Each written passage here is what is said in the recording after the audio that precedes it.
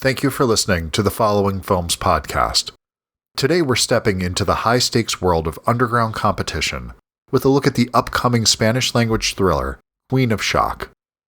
Written and directed by Emmy-winning documentarian and former PBS producer Robyn Symon, this feature is set to make its world premiere this month at Dances with Films in Los Angeles.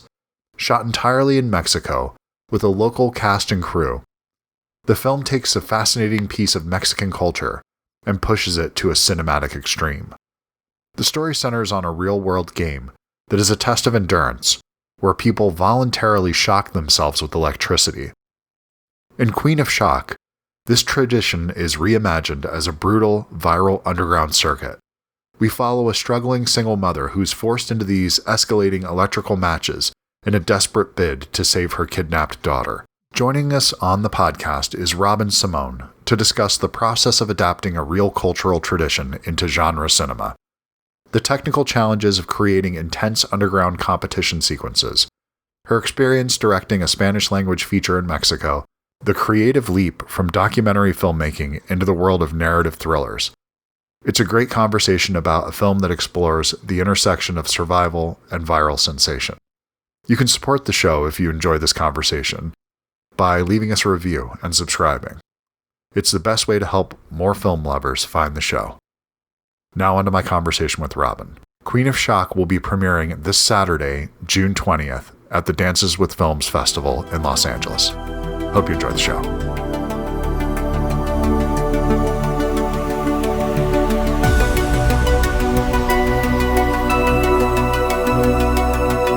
Robyn, thank you so much for taking the time out of your day to do this. I really appreciate it.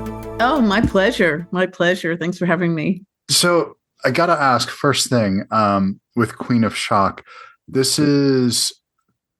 seen versions of this story in the 40,000 foot version of it before, where you have somebody who really just desperately needs to do something to take care of their family.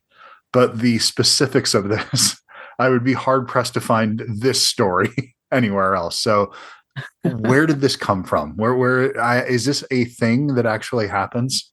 Yeah, I tell people, you've seen a lot of films, you've never seen anything like it. It just doesn't exist. You've seen fight films, you've seen wrestling films, and this just takes it to another level. So, I've been a documentary filmmaker for more than 25 years with PBS, and also independently. And I read about this thing called toques, this Mexican tradition that's been going on for, generations. And it's this electrical shocking game where these guys in plazas walk around with this box with a dial and two rods, and they click it together, and they see if anyone's crazy or drunk enough, usually, to see how long they could hold on. And it's sort of like, a macho game, hey, something silly.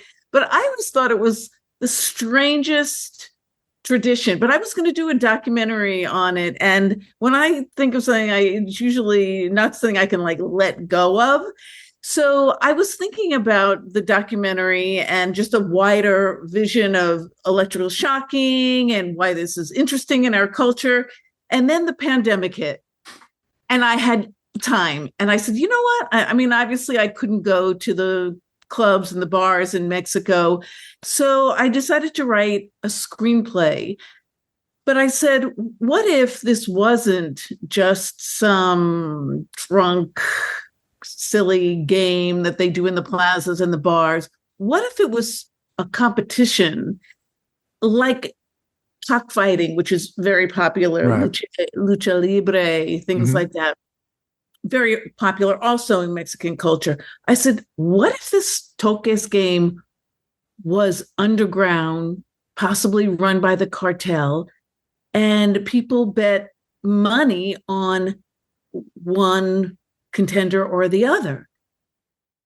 And maybe it took someone from outside of the culture to think of this dark twist, on this existing game, because there's even a talk show where, you get buzzed if you get the wrong answer in Mexico. So I think it just doesn't cross their minds that this could anyway be serious. But I think for me, what if, and then what would it take for someone to do such a thing in a competition where you could pass out, you could die? Yeah. You have to be really desperate. So I started thinking, well, what desperate situations exist in Mexico? Could be a farmer who can't feed his family. And then I said, well, as a woman, for me, what would it take for a woman to ever participate in something like this, especially this male-dominated underground culture, kind of like cockfighting? And I said, of course, it has to be a child only. She would never do this otherwise. So that's how it came about. And in Mexico, kidnapping is very prevalent. Even if you're poor, your child could be at risk for kidnapping. And there's something very strange going on in Mexico where you have the cartels, but you also have kidnappers. And sometimes, they're not, they're competing with each other, and the cartel feel that these kidnappers give them a bad name. So all this, during the pandemic, started to ruminate in my brain, and coming up with this story of a single mother whose daughter is kidnapped. And because she's experienced a lot of pain in her life through an abusive relationship in a macho culture, because she's experienced years of pain, she has this strange ability, not like a superhero kind of thing, but just this ability to absorb pain in her body. That's unusual. In fact, in one scene, after she does it in the plaza with her friend, she says, well, you see it in the trailer, she turns around and she says, men have no idea what real pain is. So I was in a fire a couple years ago, about 15 years ago, and I spent about 3 months in the ICU. And so I had multiple skin graft surgeries, went through the whole thing. At the end of it, there was somebody who said, now you have an idea of what it feels like to be pregnant. The most common thing that people go through. And it's like this small thing. So yes, women have a much higher tolerance for pain than men do. I fully accept that and believe that. And we have a perception of it that's the opposite, which is just not accurate. But the thing that really, it's so interesting to me that you came into this through what is essentially the most removable part of the story to me, because it feels like this is really a story about family, and it's a story about grief. It's about loss, about trauma, of overcoming this abusive relationship and sort of finding your way through that afterwards.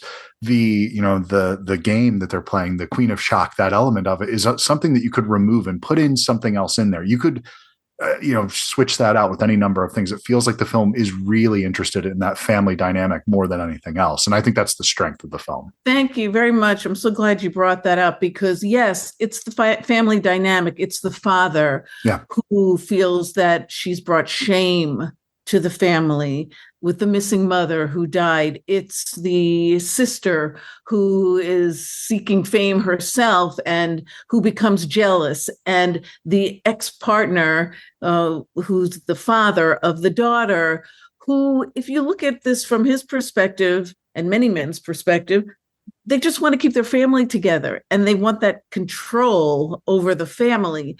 And until recently, he's been able to exert that control successfully. Right. So everything was working in their orbit, in this familial orbit, until she is forced into a situation where she must learn to stand up for herself. She has to literally become empowered. Absolutely. Yeah.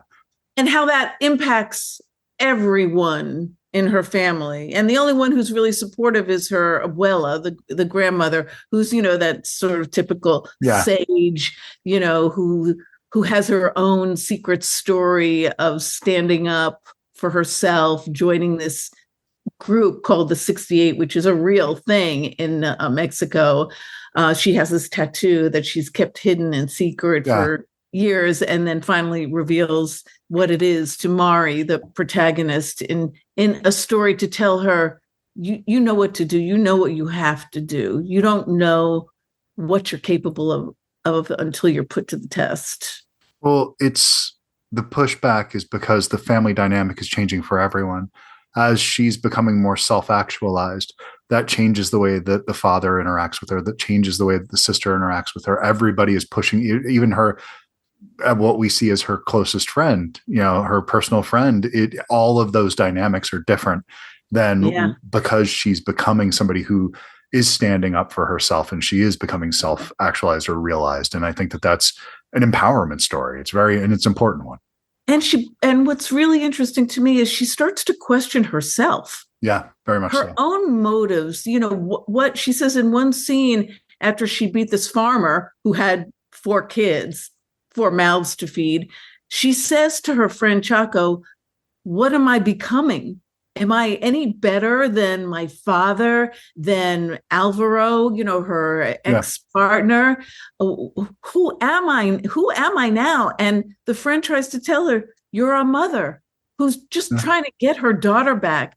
But it's hard for her to reconcile these feelings. And of course, she takes that money and, wants to seek out the farmer to share it. So she struggles with herself in that. So yeah, you're right. The backdrop is this toques, this Mexican tradition, but it's really so much more. It's a story about empowerment and what happens when somebody changes, and what happens to everybody around you. There is something that's funny that happens when you do start to better yourself, male, female, whatever. And there's people that maybe held you in a certain regard, and then you push back on that and say, this has to change, especially within families. When you start to realize, well, the dynamic has to be different, that we have to set up new boundaries because I'm not okay with this. That can be incredibly disruptive, where people don't want to see you change. They don't want to have that, forward momentum for you, and they can try to hold you back in a lot of ways. So they feel threatened. Yes. They just, for various reasons, like the sister, like the ex-husband, even the father felt threatened because his reputation, whatever was left of it, was at risk. He couldn't. There was a scene that I took out of the film that he walks out of his house and the neighbors look at him, but he felt threatened in his own way too. So yeah, it's that feeling of being threatened when somebody upsets the way things are. And could you talk about where you shot the film a little bit? Yeah, that was fascinating. So this was I've been doing documentaries for 20 plus years, but this was my narrative directorial debut from a script that I wrote. And it had to be shot in Mexico. It could have been shot in New Mexico. I looked at a couple of places that might have been safer. Also, Spanish is not my first language. So that was interesting. I remember the first day on set thinking, what am I doing? What am I doing? I mean, my narrative directorial debut, and everyone's... It's not in English. It's not in English.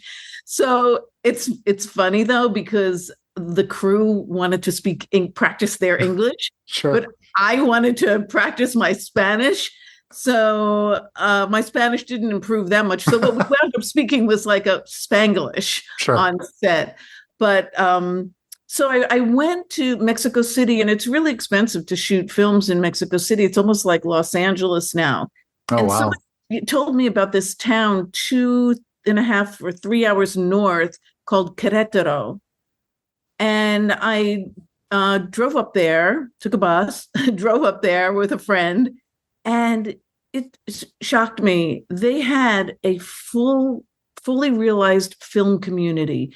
They had they set up for me 3 days of meetings with production designers, hair and makeup people, wardrobe people, ADs, just everyone. Yeah. And then took me to locations. And I was going to continue looking at other towns. But once we did the scouting and I met all these people, I said, why am I going anywhere else? This town is hungry for this kind of production because they did a lot of, commercials and things like that, but not as many feature films. And we're very eager to work with an American director. So it was charming. We found locations. So Querétaro, yeah, very charming, quaint town, a few hours north, less expensive to shoot there in every way.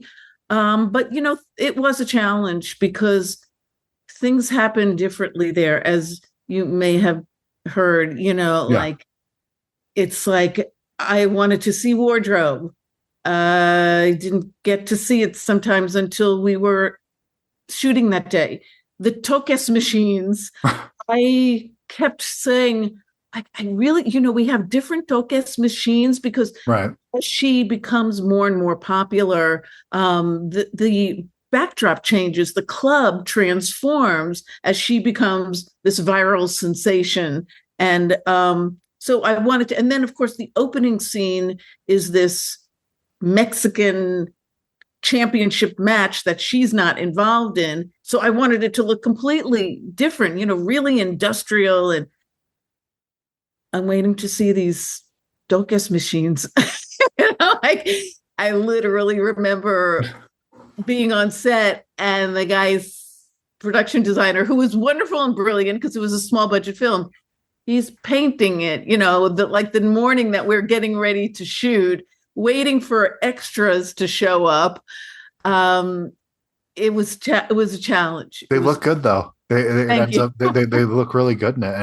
And also that little town, it's so unique looking. It's not the typical town that you see portrayed in films. I think that I live in Tucson, so I'm very close to Nogales. And I think when you see Mexico portrayed in film, it's a lot closer to what border towns are. And when you go deeper into Mexico, they actually look a lot more like what you portray here, where it does have there's such a beauty to it. And it's not, there's a pride in the architecture and these kinds of things that you see that you don't really feel represented in these almost like shanty towns that we see in American films when they take place in Mexico. Yeah. I mean, we were scouting, when I arrived there 3 weeks before the shoot, we were still scouting locations like the kidnappers' safe house. Like literally, a week before we started shooting. It was a whole magical production. I mean, even we didn't have 3 of the main actors, and I emailed the top casting director in Mexico, and I said, look, you don't know me. I'm doing a small budget film in Mexico. We are shooting in 1 month, and I don't have 3 of the male leads. If you know a casting director, I would really appreciate your help. He goes, this is Luis Rosales, who cast Roma, the Luis Miguel series. And wow. I thought I'd never, because I reached out to him on IMDb. And I said, I'm never going to hear from this guy, but I was so desperate. And because the people that they knew locally just weren't working. And some of the agents in Mexico City, it's if you don't know them, they're not going to even send their clients to you. Right. So he said, send me the script, send me the one sheet, and I'll see what I can do. He emails me back 2 days later. He says, I want to cast this myself. Wow. And so the doors just opened up, like actors who we had tried to get before, all of a sudden were, taking our calls. So we wound up negotiating as I'm there, a few days before we start. I mean, yeah. There's never a dull moment in independent film, is there? No. The journey sometimes to get to a finished product is sometimes as interesting as what's on screen. Oh, the fact that you can get it made and finish it and just get over the finish line is enough of a challenge. Then on top of that, trying to make something that's actually good, that's a whole nother set of challenges. Just like getting it there is hard enough. You actually went out and you made a really good first feature film. So congratulations on that. I think you made a really wonderful movie here that I think it's interesting because I think that you could have the appeal for people that are really just looking for a story about a family. Then you could have people that are looking for something that's a little bit bigger and, those kind of like the Queen of Shock. I'm looking at the poster behind you. It's going to pay off on that. You have the big bad that you introduce in the beginning of it, and it has that sort of little bit of the over the top kind of storytelling to it to some degree, what I really appreciate, but it's so grounded in the humanity that I think you could transcend the genre trappings of it. Thank you. I worked with a local producer, and even the actors were so helpful in making the dialogue as authentic and the relationships as authentic as possible. That was really important to me. I didn't want to come in, even though my mother's family is from Spain, I didn't want to come in as like this gringa, and just say, well, this is my vision of Mexico.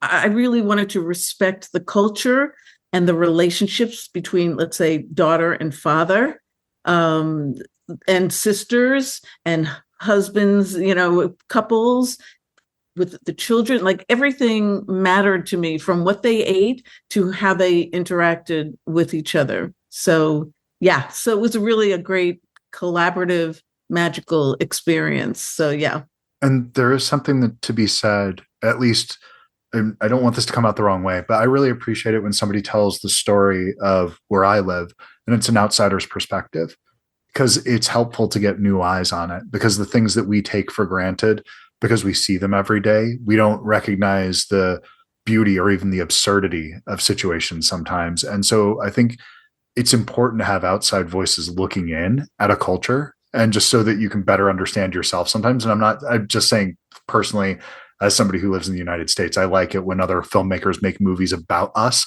and it's from the outside perspective. And so when you come in and you have that perspective that you're bringing, but you're trying to not be insulting and not stamp your vision on it, and you are trying to be collaborative with that, I think you can end up with a really interesting story where there's these little details that you might focus on that they wouldn't even think to focus on, because it's probably not a big deal to them. But as an outsider, you're like, this is really unique. So there was just one thing that comes to mind when you say that. For example, if we're sick, right, we go to the hospital, right? If you're having a seizure, right? So Mari in the film and in my original script was having a seizure from all of the electrical shocking. And I wrote a hospital bed scene, and this local person, my producer friend, the script supervisor, she said, if you're poor, you don't go to the hospital. I said, really? Where do you go? And she says, to the pharmacy. They have doctors there. I said, really? They have doctors at the pharmacy? And she said, yeah, because they can't afford. Only people with money and, on their deathbed would go to a hospital.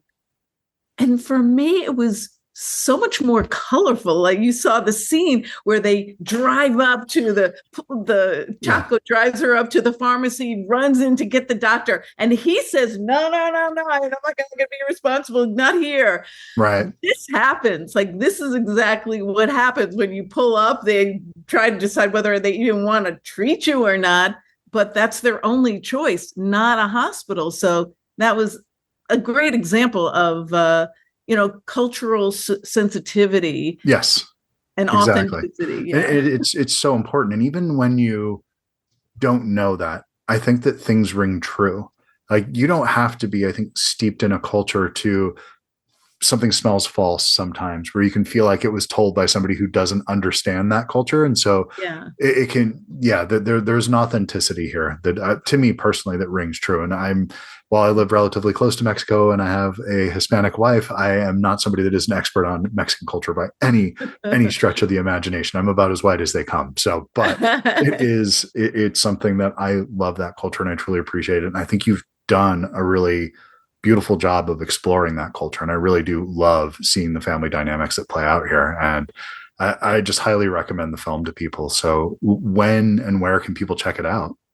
So if you're in Los Angeles, it's going to have its world premiere at the Dances with Films Film Festival on Saturday, June 20th at 8:45 p.m. You can get tickets at the Dances with Films Film Festival site and just type in Queen of Shock. There's going to be a Q&A afterwards with some of the cast members who are flying up from Mexico and the producer. the local producer from Mexico. So yeah, June 20th, 8:45, Dances with Films Festival. I highly recommend getting tickets in advance because of the festival. Sometimes things do sell out. So get your tickets in advance if you'd like to come. And then we'll see what happens with distribution after that. This is going to find a home. I have no doubt. You've made something really special here, Robyn. I think this is something that there's a lot of people like me out here that are hungry for films like this. So thank you for making this. And thank you for taking the time, and congratulations on the film. You got a special one. Thank you so much. I appreciate it. Awesome. Thank you very much. Have a great day.